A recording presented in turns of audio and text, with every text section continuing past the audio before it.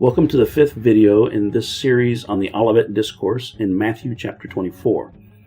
In the final section of the Discourse, Jesus presents three metaphors to underscore for his disciples the main points he has been trying to get across to them.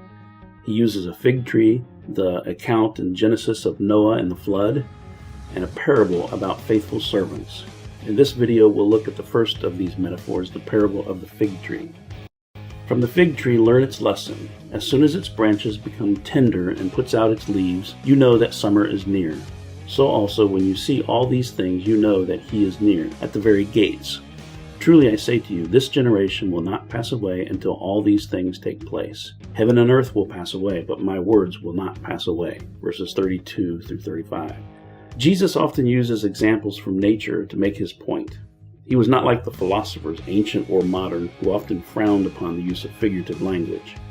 Let's look now at some of the language Jesus uses in this metaphor. As soon as its branches become tender and puts out its leaves, you know that summer is near. Imagine a leafless fig tree in the winter that one morning, for the first time, you notice tiny leaves sprouting from its branches, a clear sign that summer is almost here. For us, it would be more natural to say, when you see the buds on the trees, you know that spring is near. But Jews of biblical times only recognized two seasons, winter and summer. So what is Jesus' point? Jesus was saying, when you see certain signs, you know something's about to happen. A tornado destroyed my hometown in Xenia, Ohio. Since that day, I can sense when the weather is favorable for a tornado. Everything gets quiet. Even the birds stop chirping. There is a hollow feeling in the air. The wind stops and the only movement is the canopy of gray clouds racing overhead. When I see those signs, I know that a tornado may be imminent. When you see all these things, you know that he or it is near at the very gates. Verse 33. Note the emphasis on you know. There should be no doubt about what is coming when they see the signs that Jesus has given them. The phrase "these things" refers to the events leading to the destruction of Jerusalem. The proliferation of false messiahs, increased lawlessness in the streets, and the failure of common decency and loyalty.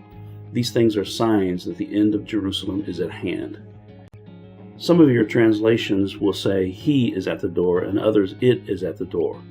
The word he or it is not in the text. We must add it to make the English flow. So whether it is he, she, or it can only be decided by context. I believe it should be translated "it is near" because I don't think Jesus is here talking about the second coming, but rather the coming annihilation of the Jewish nation. But didn't we say in the last video that Jesus was talking about the second coming? Yes, in the previous three verses 29 to 31, he was talking about the second coming. But it should not surprise us that Jesus flips back and forth between the destruction of Jerusalem and the end of the age.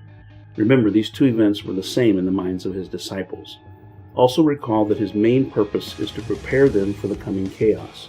A precise chronological map of the future is not Jesus' main purpose. That he is now again talking about the signs leading to the destruction of Jerusalem is further supported by the following statement. Truly I say to you, this generation will not pass away until all these things take place. These are things that will occur in the lifetime of his disciples. The use of the phrase "will pass away" in verse 34 gives Jesus a nice segue to talk about the credibility of his words. Heaven and earth will pass away, but my words will not pass away. Why would this be important? Well, because if they doubted him, they would not heed the warning and would be destroyed with the rest of the Jews in Jerusalem.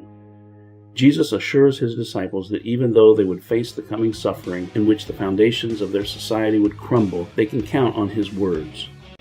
We see this kind of language in other places in the Bible, such as in the Sermon on the Mount, where Jesus says, "For truly I say to you, until heaven and earth pass away, not one iota, not a dot will pass from the law until all is accomplished." This was a clear assertion of his divinity because such cannot be said about mere human speech. We can only trust the words of God with such certainty as we see in Psalm 119, verse 89. "Forever, O Lord, your word is firmly fixed in the heavens." And in Isaiah chapter 40, verse 8, "The grass withers, the flower fades, but the word of our God will stand forever." So what do we learn from the fig tree as it relates to eschatology? First, Jesus' disciples would see these things. When they see them, they will know with certainty that the time has come to flee to the mountains. This will occur in their lifetime.